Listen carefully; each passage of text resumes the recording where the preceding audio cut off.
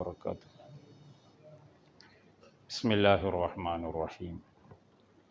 الحمد لله رب العالمين والعاقبة للمتقين ولا عدوان إلا على الظالمين.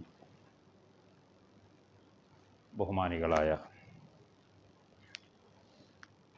വിശ്വാസികളെ,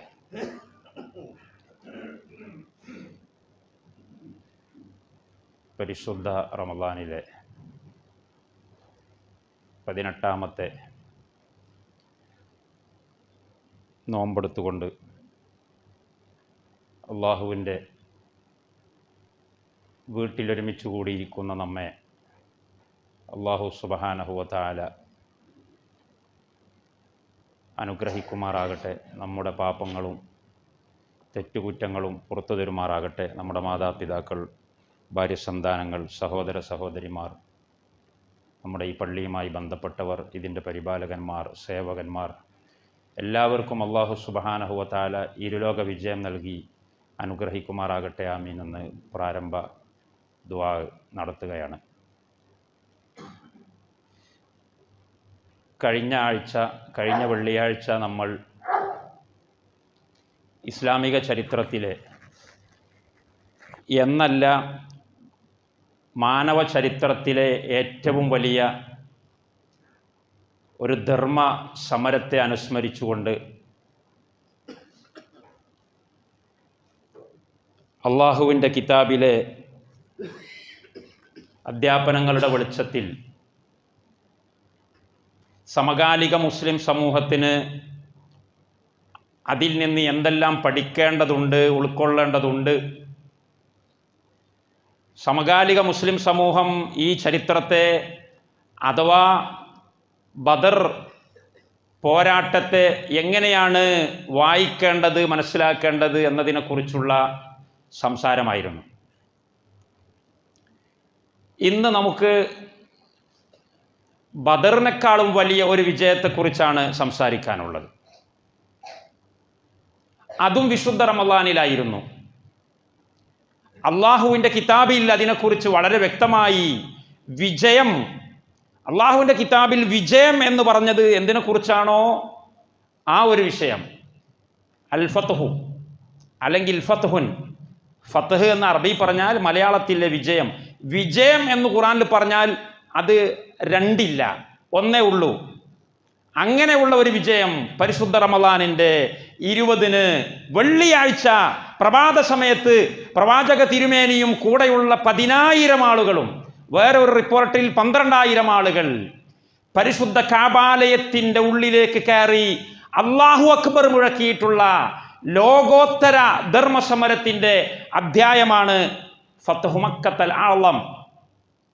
പണ്ഡിതന്മാർ അതിനെ വിശേഷിപ്പിച്ചത് ഫത്ഹു മക്കത്തൽ ആളം, ഏറ്റവും വലിയ ഫത്ഹു മക്ക.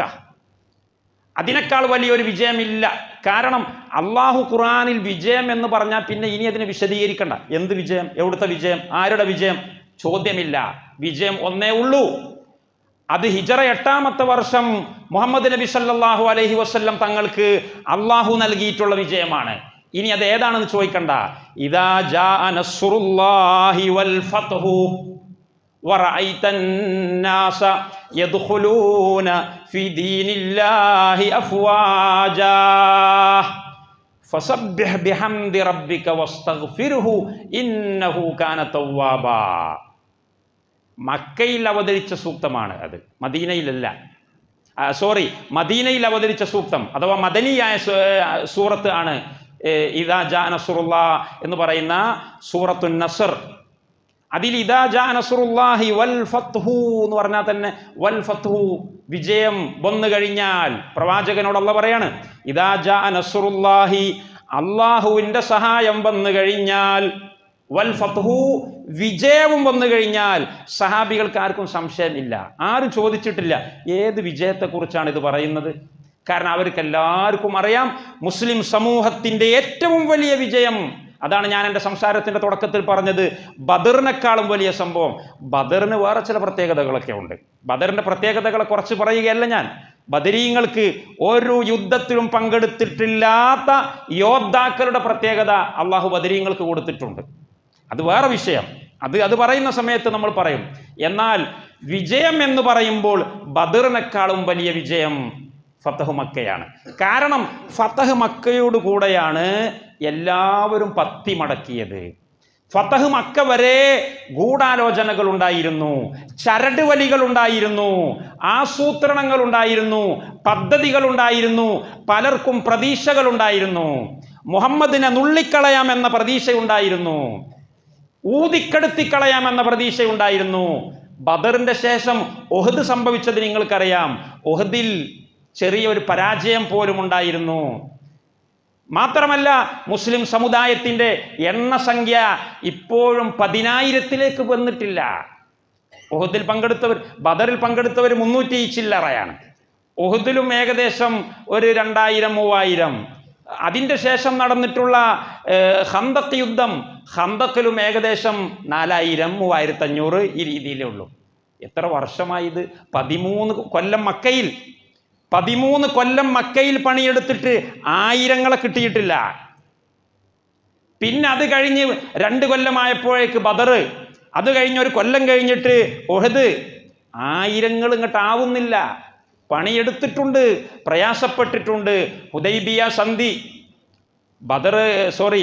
ഫതഹ് മക്കയെ കുറിച്ച് പറയുമ്പോൾ അതിൻ്റെ മുന്നേ പറയേണ്ട ഒരു വിഷയമാണ് ഹുദൈബിയ സന്ധി. പക്ഷേ സമയമില്ലാത്തതുകൊണ്ട് ഞാനത് പറയുന്നില്ല. നേരത്തെ ഒരു 1-1.5 വർഷങ്ങൾക്ക് മുമ്പ് നമ്മളിവിടെ പറഞ്ഞിട്ടുള്ള വിഷയമാണത്. ഹുദൈബിയ സന്ധി വളരെ വലിയ ചരിത്ര പ്രാധാന്യമുള്ള ഒരു സംഭവമാണ്. ഒരുപാട് കാര്യങ്ങൾ നമ്മൾ പഠിക്കേണ്ട ഒരു ചരിത്രമാണ് ഹുദൈബിയ സന്ധി. ഹുദൈബിയ സന്ധിയിലേക്ക് നബി സല്ലല്ലാഹു അലൈഹി വസല്ലം തങ്ങൾ ദുൽഖഅദ മാസത്തിൽ ഹിജ്റ 6-ാമത്തെ വർഷം പുറപ്പെടുമ്പോൾ എത്ര ആളുകളാണ് ഉള്ളത്? 1400. ഹുദൈബിയ സന്ധി ഏറ്റവും വലിയ വിജയം ആയിരുന്നു. ചിലരൊക്കെ അതിനെ പരാജയം എന്ന് പറഞ്ഞെങ്കിൽ പോലും അത് വിജയമായിരുന്നു. എന്തുകൊണ്ട്? ഈ സന്ധി അങ്ങ് കഴിഞ്ഞ്, ഹുദൈബിയ സന്ധിയുടെ കാലാവധി 10 വർഷമാണ്. ഗ്യാരണ്ടി 10 വർഷമാണ്. അഥവാ ഹിജ്റ 6 മുതൽ ഇനി 10 വർഷം ഖുറൈശികളും മുഹമ്മദ് നബിയും തമ്മിൽ യുദ്ധം ഉണ്ടാകാൻ പാടില്ല, ഇനി കുഴപ്പങ്ങൾ ഉണ്ടാക്കാൻ പാടില്ല. ഇതാണ് സന്ധിയുടെ രത്ന ചുരുക്കം. 10 വർഷമാണ് അതിൻ്റെ ഗ്യാരണ്ടി. 10 വർഷക്കാലം ഇനി മക്കയിലുള്ള ഖുറൈശികളും മദീനയിൽ പോയി താമസിച്ചിട്ടുള്ള മുഹമ്മദ് നബി സല്ലല്ലാഹു അലൈഹി വസല്ലം തമ്മിലൊരു കുഴപ്പമുണ്ടാക്കാൻ പാടില്ല. ഇവിടുന്ന് മദീന ക്രോസ് ചെയ്ത് റോമിലേക്കും ഡമസ്കസിലേക്കും അതുപോലെ സിറിയയിലേക്കും ജോർദാനിലേക്കും ഒക്കെ പോവേണ്ട കച്ചവട സംഘങ്ങൾക്ക് അങ്ങനെ പോവാം. അതുപോലെ മദീനക്കാരായ ആളുകൾക്ക്, മുസ്ലിമീങ്ങൾക്ക് പരിശുദ്ധ ഹിജാസിൽ എവിടെയും, അറേബ്യൻ മരുഭൂമിയിൽ എവിടെയും ഇസ്ലാമിക പ്രബോധനവുമായിട്ട് പോകാം. ഇതാണ് സന്ധി, 10 വർഷം. എന്നാൽ ഹിജ്റ 6-ന് ഉണ്ടാക്കിയ ഈ സന്ധി 10 വർഷം പൂർത്തിയാകുന്നതിന് മുമ്പ്, 10 വർഷം പൂർത്തിയാകാൻ കാത്തിരിക്കാതെ കേവലം 1.5 വർഷം കഴിഞ്ഞപ്പോഴേക്ക് ആ സന്ധിയെ ക്യാൻസൽ ചെയ്യുകയാണ്. ആര്? മക്കയിലെ ഖുറൈശികൾ. അതെങ്ങനെയാണ് ക്യാൻസൽ ചെയ്യുന്നത്? മക്കയിൽ മക്കയിൽ മുസ്ലിമീങ്ങളുണ്ട്. നബി സല്ലല്ലാഹു അലൈഹി വസല്ലം തങ്ങൾ 13 വർഷം കഴിഞ്ഞതിൻ്റെ ശേഷം മദീനയിലേക്ക് ഹിജ്റ പോയിട്ടുണ്ടെങ്കിലും റസൂലുള്ളാഹിന്റെ കൂടെ ഹിജ്റ പോകാൻ സാധിക്കാത്ത കുറേ ആളുകൾ മക്കയിലുണ്ട്. ഒന്നുകിൽ വയസ്സന്മാരാണ്, പോകാൻ പറ്റൂല, അല്ലെങ്കിൽ പേടിയുള്ളവരാണ്, അല്ലെങ്കിൽ എന്തോ പ്രശ്നങ്ങളുള്ളവരാണ്, അല്ലെങ്കിൽ ഈമാൻ ഉള്ളിൽ ഒളിപ്പിച്ചു വെച്ചുകൊണ്ട് ജീവിക്കുന്നവരാണ്. ചുരുക്കി പറഞ്ഞാൽ ആ സമയത്തും പ്രവാചക തിരുമേനി മദീനയിൽ ജീവിച്ചിരിക്കുന്ന കാലത്തും മക്കയിൽ കുറേ ആളുകൾ മുസ്ലിമീങ്ങളുണ്ട്. അതിൽപ്പെട്ട ഒരു വിഭാഗമാണ് ഖുസാഇകൾ, ഖുസാ ഗോത്രത്തിൽപ്പെട്ട ആളുകൾ. അവർ മുശ്രിക്കീങ്ങളായിരുന്നു, പിന്നീട് ഇസ്ലാമിലേക്ക് വന്നു. മക്കയിലാണ് താമസം. പ്രവാചക തിരുമേനിയും സഹാബികളും മദീനയിലാണ്. ആ സമയത്ത് ഖുസായി ഗോത്രത്തിൽപ്പെട്ട സാധുക്കളായ മുസ്ലിമീങ്ങളെ ഹുദൈബിയ സന്ധി കഴിഞ്ഞ് 1.5 വർഷം കഴിഞ്ഞപ്പോഴേക്ക് ഒരു ഗൂഢ പദ്ധതിയിലൂടെ മക്കയിൽ തന്നെയുള്ള ബനു ബക്കർ എന്ന് പറയുന്ന ബക്കർ ഗോത്രത്തിൽപ്പെട്ട ചില ഗുണ്ടകളെ, ചില മാഫിയ സംഘത്തെ കയറൂരി വിട്ടുകൊണ്ട് അവർക്ക് വേണ്ട ആയുധങ്ങൾ നൽകിക്കൊണ്ട് മുഖം മൂടി അണിഞ്ഞുകൊണ്ട് ഒരു നട്ടപ്പാതിര സമയത്ത് ബക്കർ ഗോത്രത്തിൽപ്പെട്ട ആളുകൾ ഖുസാത്ത് ഗോത്രത്തിൽപ്പെട്ട പ്രവാചകന്റെ അനുയായികളെ നിഷ്കാസനം ചെയ്യുകയാണ്, നിഷ്ഠൂരമായി കൊന്നുകളയുകയാണ്. ഏകദേശം 10, 20, 30, 35 വരുന്ന നിരപരാധികളായ ആളുകൾ നിഷ്ഠൂരമായി കൊല്ലപ്പെടുകയാണ്. മക്കയിൽ വെച്ചുകൊണ്ട് ഈ കരാറിനെ അട്ടിമറിച്ചുകൊണ്ട് ഹുദൈബിയ സന്ധിയെ കാറ്റിൽ പറത്തിക്കൊണ്ട് അങ്ങനെ ഒരു സംഭവം ഉണ്ടായി. അപ്പോഴാണ് ഒട്ടും കാത്തു നിൽക്കാതെ ഹുസാത്ത് ഗോത്രത്തിൽപ്പെട്ട ഒരു കാര്യപ്പെട്ട മനുഷ്യൻ, അദ്ദേഹത്തിൻ്റെ സാലിം, അമ്രുബ്നു സാലിം എന്ന് പറയുന്ന ഒരു ചെറുപ്പക്കാരൻ ഒരു കുതിരപ്പുറത്ത് കയറിയിട്ട് വാണം വിട്ടതുപോലെ മദീനയിലേക്ക് പോവുകയാണ്. കാരണം ഇവിടെ ഈ നടന്നിട്ടുള്ള കലാപം, ഇവിടെ ഈ നടന്നിട്ടുള്ള സന്ധി ലംഘനം നേതാവിനെ അറിയിക്കണം. നേതാവ് മദീനയിലാണുള്ളത്. അങ്ങനെ അതാ അതിവേഗം കുതിരപ്പുറത്ത് കയറിയിട്ട് അമ്രുബ്നു സാലിം മദീനയിലേക്ക് എത്തുകയാണ്. മദീനയിൽ ചെന്നപ്പോൾ നബി സല്ലല്ലാഹു അലൈഹി വസല്ലം തങ്ങൾ മസ്ജിദ് നബവിയിൽ തൻ്റെ സഹാബികളുടെ കൂടെ ഇരിക്കുകയാണ്. ആ സമയത്താണ് അമ്രുബ്നു സാലിം ഓടിക്കതച്ചുകൊണ്ട് പ്രവാചകന്റെ മുമ്പിൽ വന്നുകൊണ്ട് ഒരു കവിത അങ്ങോട്ട് പാടുകയാണ്. യാ റബ്ബി ഇന്നി നാഷിദുൻ മുഹമ്മദ ഹിൽഫ അബീഹി വ അബീ ഹിൽഫ അബീന വ അബീഹിൽ അത്ലദാ ഖദ് കുന്തും വുൽദൻ വ കുന്നാ വാലിദാ സുമ്മത അസ്ലംനാ വലം നൻസഅയദ ഇന്നാ ഖുറൈശൻ അഖ്ലഫൂകൽ മൗഇദ വഖാതലൂനാ റുക്അൻ വസുജ്ജദാ ഉൻസുർ റസൂലല്ലാഹി നസ്റൻ അഅ്തദാ വദൂ ഇബാദല്ലാഹി യഅ്തൂ മാദദാ. ഈ കവിത അങ്ങ് പാടിത്തീർന്നപ്പോഴേക്ക് നബി സല്ലല്ലാഹു അലൈഹി വസല്ലം തങ്ങൾക്ക് കാര്യം പിടികിട്ടി. എൻ്റെ പാവപ്പെട്ട അനുയായികൾക്ക് പീഡനം സഹിക്കാവയ്യാതെ ആയിട്ടുണ്ട്. എന്നെ വിശ്വസിച്ചുകൊണ്ട് എൻ്റെ പിന്നിൽ നിൽക്കുന്ന പാവപ്പെട്ട മുസ്ലിമീങ്ങൾക്ക്, മോമിനീങ്ങൾക്ക് മക്കയിലൊരു ഭീഷണി നേരിട്ടിട്ടുണ്ട്. ഉടനെ ഈ കവിത ഇങ്ങ് കേട്ടപ്പോൾ നബി സല്ലല്ലാഹു അലൈഹി വസല്ലം തങ്ങൾ അമ്രുബ്നു സാലിമിനോട് പറഞ്ഞു, നുസിർത യാ അമ്രുബ്നു സാലിം നുസിർത ലാ നസറനി അല്ലാഹു ഇല്ലം അൻസുർ ബനി കഅബ്. അതുകൊണ്ട് ബനു കഅബിനെ ഞാൻ സഹായിച്ചിട്ടില്ലെങ്കിൽ അള്ളാഹു എന്നെ സഹായിക്കുകയില്ല. അതുകൊണ്ട് നിങ്ങൾ പേടിക്കണ്ട, നിങ്ങളുടെ സഹായത്തിന് ഞാൻ വരും, പ്രവാചകൻ പ്രഖ്യാപിക്കുകയാണ്. അങ്ങനെ നബി സല്ലല്ലാഹു അലൈഹി വസല്ലം തങ്ങൾ ഉടനെ തന്നെ എഴുന്നേറ്റു, വീട്ടിലേക്ക് പോയി സടകുടഞ്ഞു. നമ്മളൊരു പരിപാടിക്ക് ഇറങ്ങുകയാണ് എന്ന തീരുമാനം സഹാബികളൊക്കെ അറിയിച്ചു. അപ്പോഴേക്ക് ഒരു ഓർക്കാപ്പുറത്തുള്ള ആക്രമണം വേണ്ടതില്ല, അപ്രതീക്ഷിതമായ ഒരു ആക്രമണം നടത്തേണ്ടതില്ല എന്ന് കരുതിയിട്ട് പ്രവാചക തിരുമേനി മക്കയിലെ പ്രമാണിമാർക്ക് സന്ദേശം കൊടുത്തയക്കുകയാണ്. നിങ്ങൾ എൻ്റെ അനുയായികളിൽ നിന്ന് ഇത്രയധികം ആളുകളെ കൊന്നുകളഞ്ഞിട്ടുണ്ട്. അതുകൊണ്ട് ഞാൻ നിങ്ങളുടെ മുമ്പിൽ മൂന്നാലൊരു ഓപ്ഷൻ, മൂന്നാലൊരു തീരുമാനം നിങ്ങളുടെ മുമ്പിൽ വെക്കുകയാണ്. ഒന്നുകിൽ നിങ്ങൾ ബനൂ ബക്കർ എന്ന് പറയുന്ന ഗുണ്ടസംഘവുമായിട്ടുള്ള നിങ്ങളുടെ സന്ധി അവസാനിപ്പിക്കണം, അവരെ നിങ്ങൾ മാറ്റി നിർത്തണം. കാരണം നിങ്ങളുടെ ഐക്യമുന്നണിയിലുള്ള ഒരു ഘടക കക്ഷിയാണ് ബനൂ ബക്കർ. അവരാണ് ഈ കൊലച്ചതി നടത്തിയിട്ടുള്ളത്.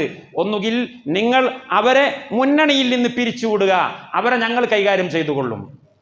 അതല്ലെങ്കിൽ ഞങ്ങളുടെ ആളുകളെ 10-35 പേരെ കൊന്നുകളഞ്ഞതിന് പകരം അവരെ കൂട്ടത്തിൽ നിന്ന് പ്രതിക്രിയയെടുക്കുക. ഈ രണ്ട് സന്ദേശം നിങ്ങളുടെ മുമ്പിൽ ഞങ്ങൾ വെക്കുന്നു. ഇത് രണ്ടിലേതെങ്കിലും ഒന്ന് നിങ്ങൾ സമ്മതിച്ചിട്ടില്ലെങ്കിൽ ഫഅ്ദനൂ ബിൽ ഹർബ്, നിങ്ങൾ യുദ്ധം പ്രതീക്ഷിച്ചു കൊള്ളുക. പ്രവാചകന്റെ എഴുത്തങ്ങട്ട് ചെന്നു. അവരാകെ സ്റ്റക്കായി. കാരണം മദീനയിൽ പ്രവാചകൻ പോയത് വെറുതെ അവിടെ കടന്ന് തിന്നാനും കുടിക്കാനും ഉലാത്താനും പോയതല്ല, ശക്തമായ തിരിച്ചുവരവിന് വേണ്ടിയാണ് മുഹമ്മദ് പോയിട്ടുള്ളത് എന്ന് ഖുറൈശികൾക്ക് എന്നും അറിയുന്ന ഒരു പേടി സ്വപ്നമാണ്. അതുകൊണ്ട് തന്നെ മക്കയിൽ നിന്ന് അബൂ സുഫിയാൻ അന്ന് മുസ്ലിം ആയിട്ടില്ല, അദ്ദേഹം ഖുറൈശി പ്രമാണിയാണ്. അദ്ദേഹം മക്കയിൽ നിന്ന് മദീനയിലേക്ക് വരാം. എന്തിന്? നമ്മുടെ കൂട്ടത്തിൽപ്പെട്ട, നമ്മുടെ മുന്നണിയിൽപ്പെട്ട ചില ആളുകൾ മുഹമ്മദിൻ്റെ അനുയായികളെ കൊന്നുകളഞ്ഞ വിവരം മുഹമ്മദ് അറിഞ്ഞു കഴിഞ്ഞാൽ, മുഹമ്മദ് സൈനിക മുന്നേറ്റം നടത്തിയാൽ പരിശുദ്ധ മക്കയിലെ ഒരുത്തനും ബാക്കിയുണ്ടാവുകയില്ല. അതുകൊണ്ട് മുഹമ്മദ് ഒരു മിലിറ്ററി ഓപ്പറേഷൻ നടത്തുന്നതിന് മുമ്പ് മദീനയിൽ പോയി സന്ധി അഥവാ പഴയ സന്ധി ഹുദൈബിയ കരാറിനെ ഒന്നുകൂടി റിന്യൂ ചെയ്യണം, ഒന്നുകൂടി പുതുക്കണം എന്ന് വിചാരിച്ച് അബൂ സുഫിയാൻ മദീനയിലേക്ക് വരികയാണ്. അബൂ സുഫിയാൻ മദീനയിൽ വന്നവൻ അള്ളാഹുവിൻ്റെ റസൂൽ മുഖം കൊടുത്തില്ല. കാരണം അള്ളാഹുവിൻ്റെ റസൂലിന് അറിയാം ഇതൊക്കെ ചതിയാണ്.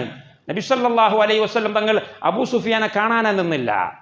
അബൂബക്കർ സിദ്ദീഖിനെ കാണാൻ വേണ്ടി റളിയല്ലാഹു അൻഹു അബൂ സുഫിയാൻ പരിശ്രമിച്ചു. അബൂബക്കർ സിദ്ദീഖ് മുഖം കൊടുത്തില്ല. ഉമർ ഇബ്നുൽ ഖത്താബിനെ കാണാൻ വേണ്ടി പരിശ്രമിച്ചു. ഉമർ ഇബ്നുൽ ഖത്താബ് മുഖം കൊടുത്തില്ല. അങ്ങനെ അവസാനം ഗതിയില്ലാതെ വന്നപ്പോൾ സ്വന്തം മകളുണ്ട്, അബൂ സുഫിയാന്റെ സ്വന്തം മകൾ, അള്ളാഹുവിൻ്റെ റസൂലിൻ്റെ ഭാര്യയാണ് ഉമ്മു ഹബീബ റംല റളിയല്ലാഹു അൻഹ. 16 വർഷമായി പിതാവിനെ കണ്ടിട്ടില്ല. കാരണം മുസ്ലിമായതിൻ്റെ ശേഷം 1ാമത്തെ ഹിജ്റ പോയ പെണ്ണാണ്. എവിടേക്ക്? എത്യോപ്യയിലേക്ക്. ഒരു വിഭാഗം ആളുകൾ മദീനയിലേക്ക് ഹിജ്റ പോയപ്പോൾ റംല റളിയല്ലാഹു അൻഹ എത്യോപ്യയിലാണ്. അങ്ങനെ എത്യോപ്യയിലേക്ക് ഹിജ്റ പോയി. അവിടെ നിന്ന് തൻ്റെ ആദ്യത്തെ ഭർത്താവ് ഇസ്ലാം മതം ഉപേക്ഷിച്ച് ക്രിസ്ത്യാനിയായപ്പോൾ, പല പ്രശ്നങ്ങളുണ്ടായപ്പോൾ 2ാമത് അള്ളാഹുവിൻ്റെ റസൂലിനെ വിവാഹം ചെയ്യുകയാണ്. അങ്ങനെയാണ് എത്യോപ്യയിൽ നിന്ന് തിരിച്ചു വന്ന് 2ാമത്തെ ഹിജ്റ മദീനയിലേക്ക് വരുന്നത്. ഇത്രയും കാലയളവിൽ 16 കൊല്ലക്കാലം സ്വന്തം പിതാവായ അബൂ സുഫിയാൻ എന്ന് പറയുന്ന അന്നത്തെ മുശ്രിക്കീങ്ങളുടെ നേതാവിനെ ആ പെണ്ണ് കണ്ടിട്ടില്ല. അപ്പൊ എൻ്റെ മോളല്ലേ, മുഹമ്മദിൻ്റെ ഭാര്യയുമല്ലേ, ഒന്ന് കണ്ട് സംസാരിച്ചു നോക്കുക, എന്തെങ്കിലും ഒരു പരിഹാരമായാലോ എന്ന് കരുതിയിട്ട് പ്രവാചക തിരുമേനി ഇല്ലാത്ത സമയത്ത് നോക്കിയിട്ട് സ്വന്തം മകളെ കാണാൻ വേണ്ടി പ്രവാചകന്റെ വീട്ടിലേക്ക്, റംല റളിയല്ലാഹു അൻഹയുടെ വീട്ടിലേക്ക് അബൂ സുഫിയാൻ കയറുകയാണ്. കയറുന്ന സമയത്ത് അതാ റസൂലുള്ളാഹിന്റെ ഇരിപ്പിടത്തിൽ ഒരു പുതപ്പ് ഉണ്ടായിരുന്നു. റസൂലുള്ള കിടക്കുന്ന പുതപ്പാണ്. ആ പുതപ്പിൽ ചെന്ന് ഇരിക്കാൻ വേണ്ടി സ്വന്തം പിതാവ് അബൂ സുഫിയാൻ ഒരുമ്പെട്ടപ്പോ മകളതാ ആ പുതപ്പ് ഇങ്ങ് മടക്കി വെക്കുന്നു. ഹാദാ ഫിറാശു റസൂലില്ലാഹ് വ അൻത റജുലുൻ മുശ്രികുൻ നജിസുൻ. ഇത് പ്രവാചക തിരുമേനിയുടെ പുതപ്പാണ്, നിങ്ങൾ മുശ്രിക്കാണ്, നജസ് ആണ്, നിങ്ങൾക്ക് ഇതിലിരിക്കാൻ പറ്റൂല. നോക്കി നിങ്ങൾ, 16 കൊല്ലമായിട്ട് കാണാത്ത പിതാവ്, ആ പിതാവ് ഓടിക്കതച്ചു വന്ന് വീട്ടിലേക്ക് കയറുമ്പോൾ ഇരിക്കാൻ ഒരു കസേര ഇട്ട് കൊടുക്കുന്നതിന് പകരം നിവർത്തി വച്ചിട്ടുള്ള വിരിപ്പിങ്ങോട്ട് മടക്കി വെക്കാൻ ചങ്കൂറ്റം കാണിക്കുന്ന ഇസ്ലാമിക ചരിത്രത്തിലെ സുവർണ ലിപികളിൽ എഴുതപ്പെടുന്ന വനിതാരത്നമാണ് ഉമ്മു ഹബീബ റളിയല്ലാഹു അൻഹ. കാരണം ആദർശം ഒരു ഭാഗത്തും സ്വന്തം പിതാവ് ഒരു ഭാഗത്തും നിൽക്കുമ്പോൾ ആദർശത്തിന്റെ കൂടെ നിൽക്കണമെന്ന അധ്യാപനമാണ് ഉമ്മു ഹബീബ നൽകുന്നത്. ബാപ്പ എവിടെ, ഉമ്മ എവിടെ? അള്ളാഹുവിൻ്റെയും റസൂലിൻ്റെയും കൂടെ നിൽക്കാത്ത വാപ്പക്കും ഉമ്മക്കും ഇസ്ലാമിൽ ഒരു സ്ഥാനവും ഇല്ല. അബൂ സുഫിയാൻ ആകെ ഷോക്കായി. എൻ്റെ സ്വന്തം മകൾ, ഞാൻ പോറ്റി വളർത്തിയ മകൾ, എനിക്കൊരു വിരിപ്പ് തരുന്നതിന് പകരം ഉള്ള വിരിപ്പ് മടക്കി വെക്കുകയോ? അങ്ങനെ ചുരുക്കി പറഞ്ഞാൽ അബൂ സുഫിയാൻ നിരാശനായി മടങ്ങുകയാണ്. പ്രവാചക തിരുമേനി തീരുമാനിച്ചു കഴിഞ്ഞു, എൻ്റെ അനുയായികളെ കൊന്നുകളഞ്ഞിട്ടുള്ളവർക്കെതിരിൽ പ്രതിക്രിയയെടുത്തേ നിർവാഹമുള്ളൂ. അങ്ങനെ പ്രവാചകൻ പുറപ്പെടാൻ വേണ്ടി തീരുമാനിച്ചു. പക്ഷെ ആരോടും ഡെസ്റ്റിനേഷൻ പറഞ്ഞു കൊടുത്തിട്ടില്ല. എവിടേക്കാ പോകുന്നത്? നബി സല്ലല്ലാഹു അലൈഹി വസല്ലം തങ്ങളുടെ ഒരു യുദ്ധത്തിലും കൃത്യമായ ഡെസ്റ്റിനേഷൻ പറയില്ല. കോഴിക്കോട്ടേക്കാണ് പോകുന്നതെങ്കിൽ മലപ്പുറത്തേക്കാ എന്നാ പറയാ. യുദ്ധതന്ത്രമാണ്. അങ്ങനെ പ്രവാചക തിരുമേനി പോകുന്നുണ്ട് എന്നുള്ളത് എല്ലാവർക്കും ഉറപ്പായി. അതൊരു വമ്പിച്ച പോക്കാണ് എന്നും ഉറപ്പായി. എവിടേക്കാണെന്നറിയില്ല. അങ്ങനെ അബൂബക്കർ സിദ്ദീഖ് റളിയല്ലാഹു അൻഹുവിന് പോലും അറിയില്ല. മഹാനവർകൾ സ്വന്തം മകളായ ആയിഷയുടെ അടുക്കൽ വന്നു. റസൂലുള്ളാഹിന്റെ ഭാര്യയാണ്, റസൂലുള്ളാഹി തങ്ങളുടെ രഹസ്യ സൂക്ഷിപ്പുകാരിയാണ്, സഹധർമ്മിണിയാണ്. മോളടുക്കൽ വന്നു. ഭാര്യയായ റസൂലുള്ളാഹിന്റെ ഭാര്യയായ ആയിഷ എന്ന് പറയുന്ന മകളോട് ചോദിച്ചു, മോളെ റസൂലുള്ളാഹിന്റെ അടുത്ത പരിപാടി എവിടുക്കാണ്? ആയിഷ പറഞ്ഞു, എനിക്കറിയില്ല. കണ്ടോ, സ്വന്തം ഭാര്യയ്ക്ക് അറിയില്ല. ഏറ്റവും അടുത്ത നിഴല് പോലെ തന്നെ പിന്തുടരുന്ന അബൂബക്കർ സിദ്ദീഖിന് അറിയില്ല, ഉമർ ഇബ്നുൽ ഖത്താബിന് അറിയില്ല. ആർക്കും അറിയാത്ത രീതിയിൽ പരിശുദ്ധ മക്കയിലേക്ക് കടന്നു കയറാൻ വേണ്ടി പ്രവാചക തിരുമേനി ആസൂത്രണം ചെയ്യുന്നു. ഹിജ്റ 8ാമത്തെ വർഷം റമദാൻ 10ന്റെ അന്ന് അതാ പുറപ്പെടുന്നു. നമ്മൾ പോവാന്നേ പറഞ്ഞിട്ടുള്ളൂ. എവിടേക്കാ പോവുക എന്നുള്ളതൊക്കെ വഴിയിലെത്തിയാൽ കാണാം. അങ്ങനെ ആ പോക്കിൽ 10,000 പേരുണ്ട്. എത്ര? 10,000. എപ്പോഴാണ് ഹുദൈബിയ സന്ധി കഴിഞ്ഞത്? 1.5 വർഷം മുന്നേ. 1.5 വർഷം മുന്നേ ഹുദൈബിയ സന്ധി കഴിഞ്ഞപ്പോൾ എത്ര ആളുകൾ പങ്കെടുത്തിരുന്നു? 1400. 1400 ആളുകൾ. പിന്നെ കുറച്ച് പെണ്ണുങ്ങളും കുട്ടികളൊക്കെ മദീനയിൽ സ്വാഭാവികമായിട്ടുണ്ടാവുമല്ലോ. അതും കൂടി കൂട്ടിയാൽ ഏകദേശം ഒരു 3000-4000 ആളുകളെ അന്ന് മുസ്ലിം പോപ്പുലേഷൻ ഉള്ളൂ. ആകാശത്തിന്റെ ചുവട്ടിലെ മുസ്ലിമീങ്ങളുടെ എണ്ണം പ്രവാചക തിരുമേനിയുടെ 21 കൊല്ലക്കാലത്തെ പരിശ്രമം, എത്ര 21 കൊല്ലക്കാലത്തെ പരിശ്രമം കൊണ്ട് ആകപ്പാടെ ഉണ്ടായത് ഒരു 4000-5000. ആ സമയത്താണ് അതാണ് ഹുദൈബിയ സന്ധി. എന്നിട്ട് അത് കഴിഞ്ഞ് 1.5 വർഷം കഴിഞ്ഞപ്പോൾ മക്കയിലേക്ക് പോകുമ്പോൾ കൂടെയുള്ളത് 10,000 എന്ന് ഒരു റിപ്പോർട്ട്, 12,000 എന്ന് വേറെ ഒരു റിപ്പോർട്ട്. അപ്പോൾ 1.5 കൊല്ലം കൊണ്ട് എത്ര കൂടി? 1.5 കൊല്ലം കൊണ്ട് ഏകദേശം 8,600 പേർ ഇസ്ലാമിൽ പുതിയതായി പ്രവേശിച്ചിട്ടുണ്ട്. ഇതിൻ്റെ അർത്ഥം എന്താണ്?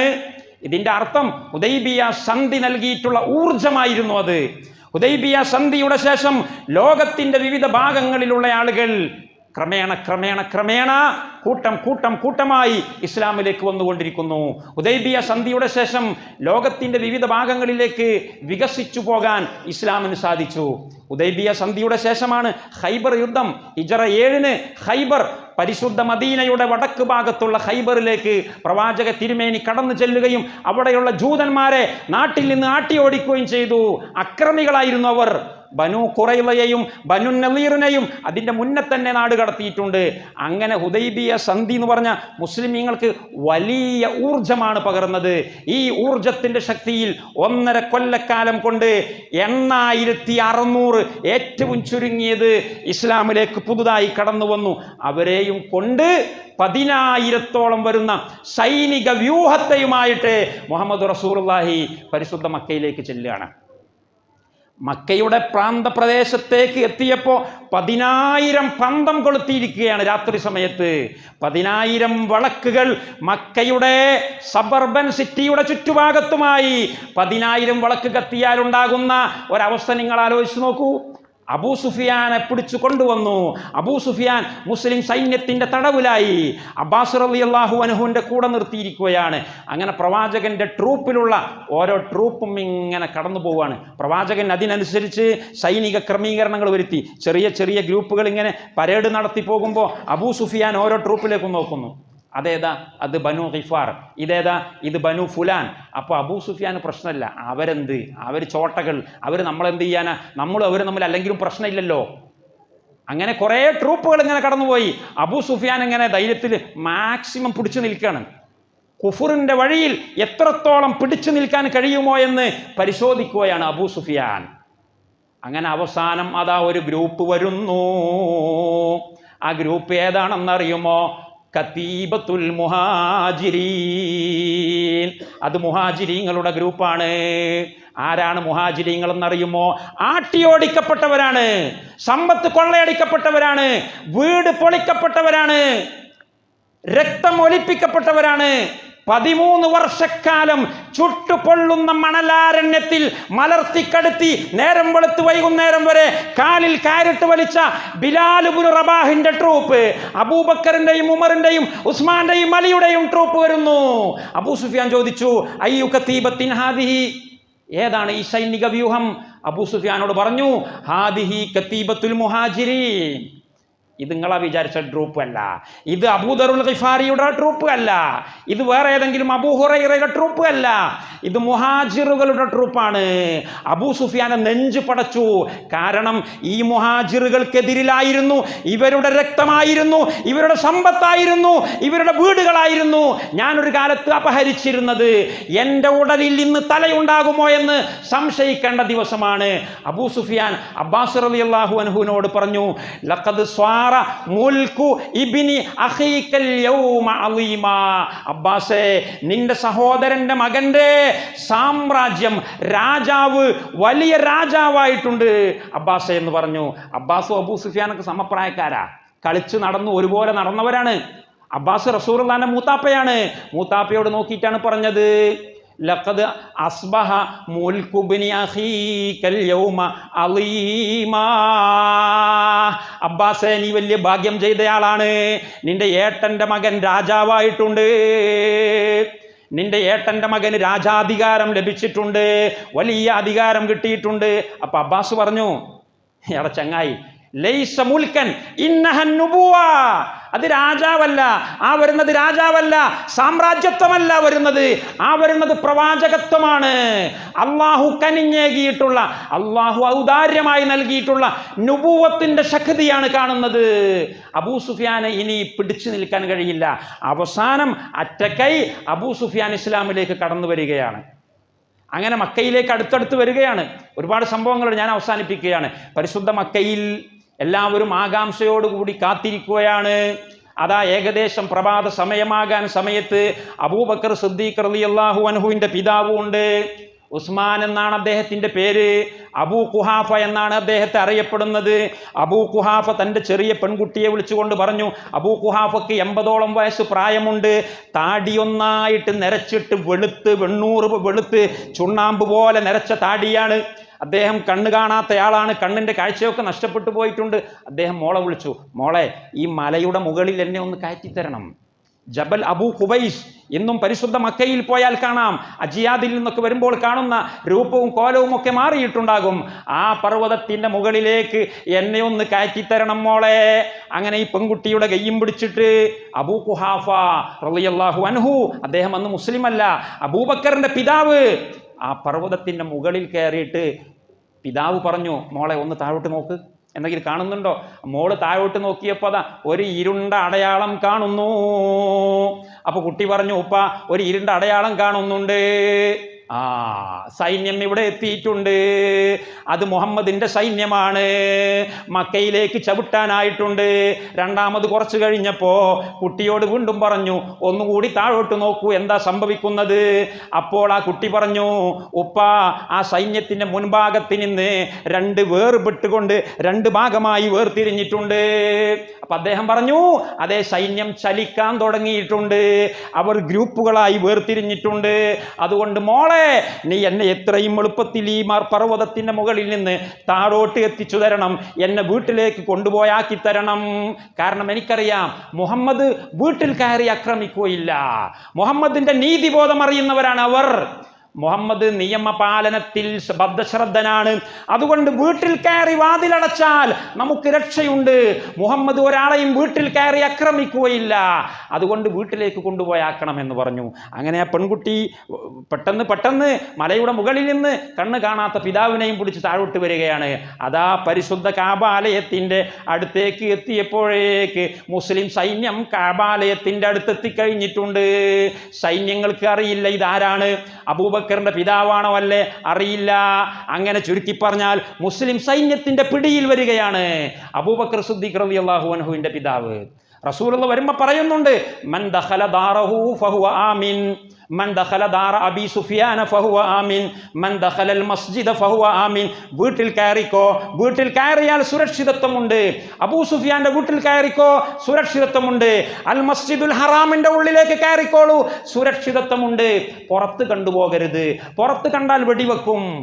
ആധുനിക കർഫ്യൂ, ഇന്ന് കർഫ്യൂ ഇല്ലേ, 144 ഇല്ലേ? പ്രവാചക തിരുമേനി 144 പ്രഖ്യാപിച്ചുകൊണ്ട് പരിശുദ്ധ കാബാലയത്തിലേക്ക് കടക്കുകയാണ്.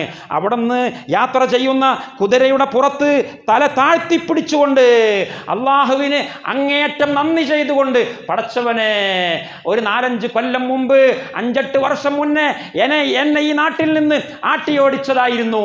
ഞാൻ ഇന്ന് ഈ നാട്ടിലേക്ക് അഭിമാനത്തോടുകൂടി അന്തസ്സോടുകൂടി 10,000-ഓളം വരുന്ന എൻ്റെ അനുയായികൾക്ക് നേതാവായി മുന്നോട്ട് വരികയാണ്. ഈ അനുഗ്രഹം മുഴുവനും നീയാണ് എനിക്ക് തന്നിട്ടുള്ളത് എന്ന് പറഞ്ഞ് പ്രവാചക തിരുമേനി തൻ്റെ സവാരി ചെയ്യുന്ന കുതിരയുടെ പുറത്ത് തല താഴ്ത്തിയപ്പോൾ അവിടുത്തെ ഷർഫാക്കപ്പെട്ട തലപ്പാവ് ആ വാഹനത്തിൻ്റെ ഒരു തട്ടിൻ്റെ മുകളിൽ, ആ വാഹനത്തിൻ്റെ ഒരു സ്റ്റാറിങ്ങിൻ്റെ മുകളിൽ തട്ടിയതായി വരെ ഹദീസുകളിൽ കാണാൻ കഴിയും. അത്രയും നന്ദിയോടുകൂടി, അള്ളാഹുവിനോടുള്ള സ്മരണയോടുകൂടി പരിശുദ്ധ കാബാലയത്തിലേക്ക് പ്രവാചകൻ പ്രവേശിക്കുകയാണ്. അങ്ങനെ പ്രവേശിപ്പിച്ചപ്പോൾ സഹാബികളിൽ ചില ആളുകൾ, നിങ്ങൾക്കറിയാമല്ലോ അവരൊക്കെ സഹിച്ച പ്രയാസം, ബിലാലിൻ്റെയൊക്കെ പ്രയാസം, അമ്മാറിൻ്റെയൊക്കെ പ്രയാസം, അത്താബിൻ്റെ പ്രയാസം. സുബ്ഹാനല്ലാഹ്, തീയിൽ കൊണ്ടുപോയിട്ടിട്ട് വെന്ത് അൽഫാം എന്നൊക്കെ നമ്മൾ പറയാറില്ലേ, കരിഞ്ഞ തോലിൻ്റെ കഷ്ണം ഇവിടെ പിന്നാമ്പുറത്ത് ഉണ്ടായിരുന്നു. അങ്ങനെയുള്ള സഹാബികളൊക്കെ അതിലുണ്ട്. സമ്പത്ത് കൊള്ളയടിക്കപ്പെട്ടവരുണ്ട്. അപ്പൊ അതിൽപ്പെട്ട ചില ആളുകൾ പറഞ്ഞു, ഹാദ യൗമുൽ മൽഹമ, ഇന്ന് ചോര ചിന്തുന്ന ദിവസമാണ്, ഇന്ന് ഞങ്ങൾ പ്രതികാരമെടുക്കുന്ന ദിവസമാണ്. ഹാദാ യൗമുൻ തുസ്തബാഹുൽ ഹുർമ, ഇന്ന് എല്ലാ സ്വകാര്യതകളെയും ഇന്ന് എല്ലാ സംരക്ഷണങ്ങളെയും പിച്ചി ചീന്തപ്പെടുന്ന ദിവസമാണ്, ഇന്ന് ഞങ്ങൾ പ്രതികാരമെടുക്കുക തന്നെ ചെയ്യും എന്ന് ചില സഹാബികൾ പറഞ്ഞുപോയി. അപ്പൊ അല്ലാഹുവിൻ്റെ റസൂൽ പറഞ്ഞു, ഹാദാ യൗമുൽ മർഹമ, ഇന്ന് പ്രതികാരമെടുക്കുന്ന ദിവസമല്ല, ഇന്ന് കാരുണ്യത്തിന്റെ മഴ പെയ്യുന്ന ദിവസമാണ്. ഹാദാ യൗമുൻ തുറാ ഫീഹിൽ ഹുറുമാ, ഇന്ന് രഹസ്യങ്ങൾ സംരക്ഷിക്കപ്പെടുന്ന ദിവസമാണ്, ഇന്ന് സുരക്ഷിതത്വം നൽകപ്പെടുന്ന ദിവസമാണ്, ഇന്ന് ആർക്കും ഭീഷണിയില്ലാത്ത ദിവസമാണ്. നബി സല്ലല്ലാഹു അലൈഹി വസല്ലം തങ്ങളുടെ കാരുണ്യത്തിന്റെ മഴയാണ് വിശുദ്ധ റമദാൻ 20 തന്നെ ആട്ടിയോടിച്ചവരുടെ മുമ്പിൽ വെച്ച് വിളംബരം ചെയ്യുന്നത്. അങ്ങനെ പരിശുദ്ധ കഅബാലയത്തിന്റെ ഉള്ളിലേക്ക് അല്ലാഹുവിൻ്റെ റസൂൽ പ്രവേശിക്കുന്നു.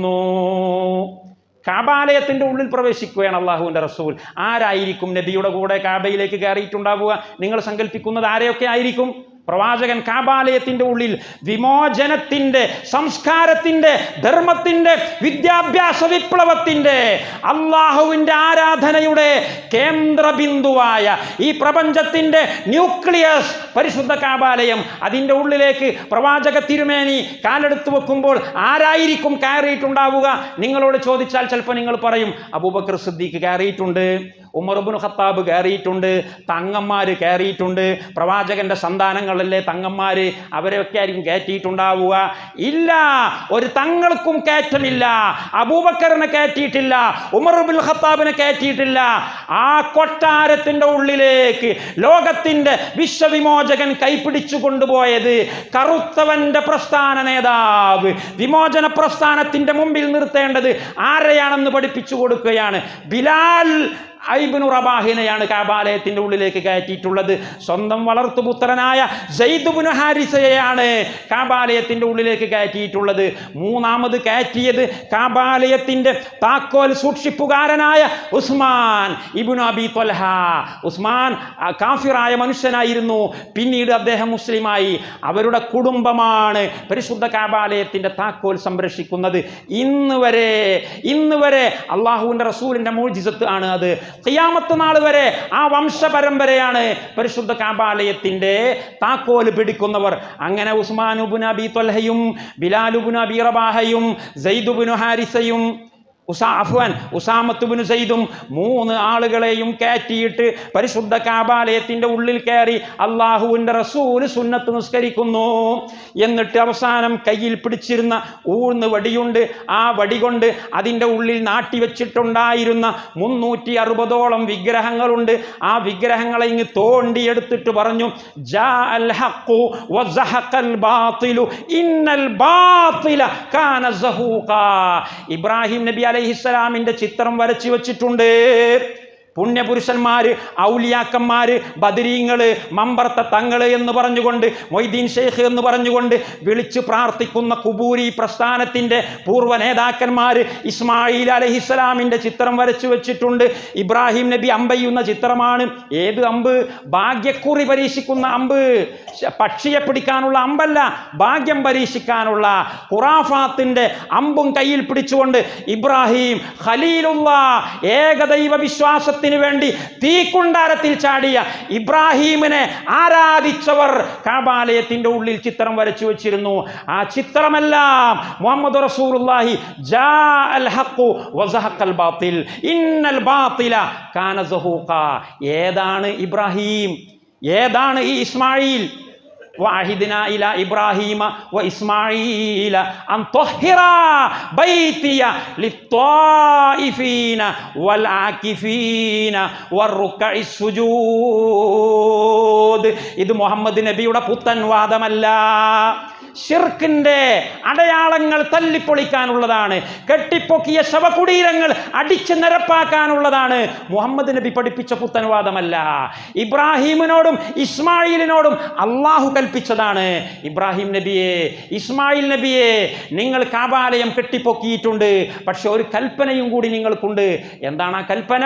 വഅഹിദ്നാ ഇലാ ഇബ്രാഹീമ വ ഇസ്മായില അൻ തുഹിറാ ബൈതിയാ, എൻ്റെ വീട് നിങ്ങൾ വൃത്തിയായി സൂക്ഷിക്കണം. അതാണ് കൽപ്പന.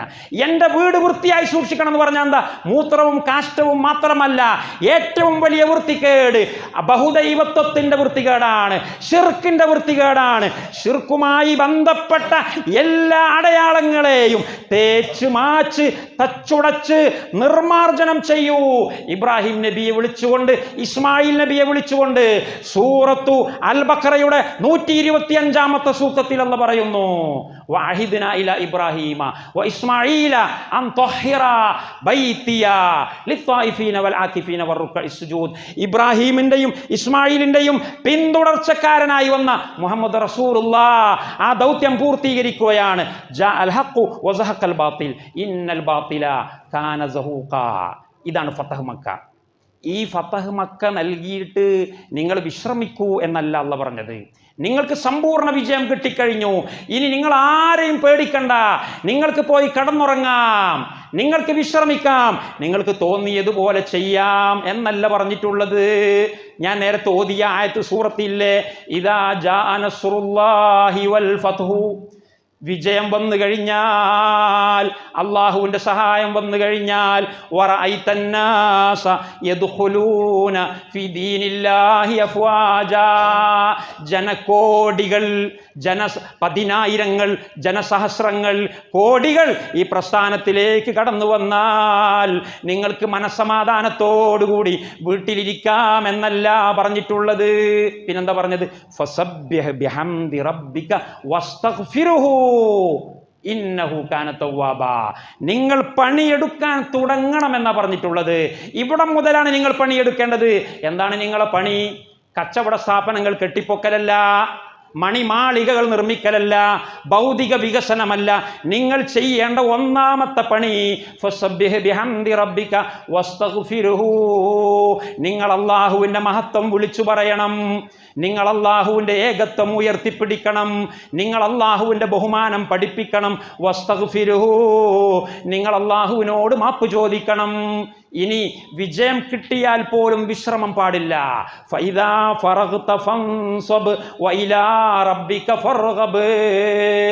വിശ്രമം എന്ന് പറയുന്നത് മുഹമ്മദ് നബിക്ക് ഇല്ല. അവസാനത്തെ നിമിഷം വരെ ദൗത്യ നിർവഹണത്തിൽ തന്നെ മുഴുകിക്കൊണ്ടാണ് ഈ ലോകത്തോട് പ്രവാചക തിരുമേനി സല്ലല്ലാഹു അലൈഹി വസല്ലം തങ്ങൾ വിട പറഞ്ഞിട്ടുള്ളത്. 4 ഖുലഫാഉർ റാഷിദുകളും വിട പറഞ്ഞിട്ടുള്ളത്. സഹാബികൾ മുഴുവനും വിട പറഞ്ഞിട്ടുള്ളത്. അതുകൊണ്ട് ഞാൻ എൻ്റെ സംസാരം ഉപസംഹരിക്കുകയാണ്. പരിശുദ്ധ റമളാൻ ഹിജറ 8-ാമത്തെ വർഷം 20-ന്റെ അന്ന് വെള്ളിയാഴ്ച ഇതുപോലെയുള്ള ഒരു ദിവസം രാവിലെ പ്രഭാത സമയത്ത് ളുഹാ സമയത്താണ് പരിശുദ്ധ മക്ക പൂർണ്ണമായി ഇസ്ലാമിൻ്റെ കൊടിക്കൂറയ്ക്ക് കീഴ്പ്പെടുകയും ഇനി മുതൽ നിങ്ങൾ നിർഭയരാണ്, ഇനി മുതൽ കുഫറിൻ്റെ കോട്ട കൊത്തളങ്ങൾ തകർന്ന് തരിപ്പണമാണ്, അവർക്കിനി തല ഉയർത്താൻ യാതൊരുവിധ സാധ്യതയുമില്ലാത്ത വിധത്തിൽ അല്ലാഹു സുബ്ഹാനഹു വ തആല സഹായം നൽകിയിട്ടുള്ളത്. പിന്നീട് 2 വർഷമാണ് അള്ളാഹുവിൻ്റെ റസൂൽ ഈ ലോകത്ത് ജീവിച്ചിട്ടുള്ളത്. അള്ളാഹു സുബ്ഹാനഹു വ തആല ഇത്തരം ഒരുപാട് ചരിത്ര സംഭവങ്ങൾ ഇനിയും ഇസ്ലാമിക ചരിത്രത്തിലുണ്ട്.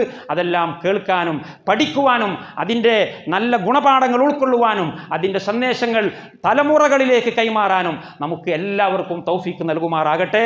പരിശുദ്ധ റമളാനിൻ്റെ ദിനരാത്രങ്ങൾ കഴിഞ്ഞുകൊണ്ടിരിക്കുകയാണ്. അവസാനത്തെ 10ലേക്ക് നമ്മൾ കാലെടുത്ത് വെച്ചുകൊണ്ടിരിക്കുകയാണ്. ഇതിലെ ഓരോ രാത്രിയിലും അള്ളാഹു ജ്വലിക്കുന്ന നരകത്തിൻ്റെ അഗ്നിയിൽ നിന്ന് മോചനം നൽകുന്ന ഭാഗ്യവാന്മാരായ ഒരുപാട് ആളുകളുണ്ട്. ഹിസാബ് പോലുമില്ലാതെ യാതൊരു വിചാരണയുമില്ലാതെ സ്വർഗത്തിലേക്ക് പ്രവേശിക്കുന്ന 70,000 70,000-ൽ ഓരോ 70,000-ൻ്റെയും കൂടെ ഓരോ 70,000 ഉണ്ട്. അതിൻ്റെ പുറമെ അള്ളാഹുവിൻ്റെ കൈ കൊണ്ട് 3 കൈപ്പിടിയുണ്ട് എന്ന് വരെ അള്ളാഹുവിൻ്റെ റസൂൽ പറഞ്ഞിട്ടുണ്ട്. ഇത് കോടികളാണ് സഹോദരന്മാരെ. ഈ കോടിയിൽ ഏതെങ്കിലും ഒരു കൂട്ടത്തിൽ അള്ളാഹു റബ്ബുൽ ഇസ്സത്തി വൽ ജലാൽ പാവങ്ങളായ നമ്മളെയും നമ്മുടെ മാതാപിതാക്കളെയും നമ്മുടെ ഉസ്താദുമാരെയും നമുക്ക് വേണ്ടപ്പെട്ടവരെയും ഭാര്യ സന്താനങ്ങളെയും സഹോദര സഹോദരിമാരെയും നമ്മുടെ ഈ പള്ളിക്ക് വേണ്ടി അഹോരാത്രം പണിയെടുക്കുന്ന, ഇതിനുവേണ്ടി സമ്പത്തും സമയവും ശരീരവും ചെലവഴിക്കുന്ന, ഇതിനുവേണ്ടി പ്രവർത്തിക്കുന്ന എല്ലാവരെയും, പ്രത്യേകിച്ച് നമുക്കൊരിക്കലും മറക്കാൻ പറ്റാത്ത ഈ നാട്ടിൻ്റെ വെളിച്ചമായിരുന്ന പണ്ഡിതനായിരുന്ന പ്രബോധകനായിരുന്ന ഉസ്താദ് സുബൈർ അൽ ഖൗസരി റഹിമഹുള്ളയെയും എല്ലാവരെയും നരകത്തിൽ നിന്ന് മോചനം നേടിയ മഹാഭാഗ്യവാന്മാരിൽ അല്ലാഹു സുബ്ഹാനഹു വ തആല ഉൾപ്പെടുത്തുമാറാകട്ടെ. ആമീൻ എന്ന് പ്രാർത്ഥിച്ചുകൊണ്ട് വആഖിറു ദഅവാന അനിൽ ഹംദുലില്ലാഹി റബ്ബിൽ ആലമീൻ. അസ്സലാമു അലൈക്കും വറഹ്മത്തുള്ളാഹി വബറകാതുഹു.